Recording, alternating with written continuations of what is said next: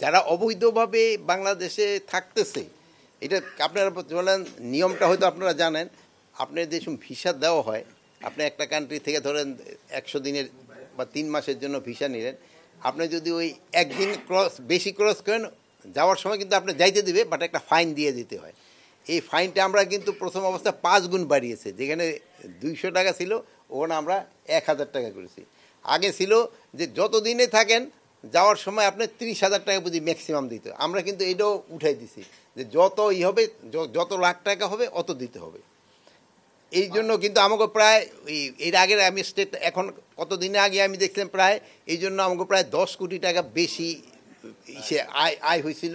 এবং এইতে আরেকটা ইন্ডিকেশন ছিল যে যারা এই ভিসা ছাড়া আছে আমাকে বাংলাদেশে, তারা আস্তে আস্তে চলে যাচ্ছে। 31 তারিখ পর্যন্ত আমরা তাদের দিচ্ছি যে যারা প্রপার দিয়ে এই ফাইন দিয়ে চলে যেতে পারবে। তারপরে যদি তারা থাকে, তাকে আইনানুগ ব্যবস্থা নেওয়া হবে।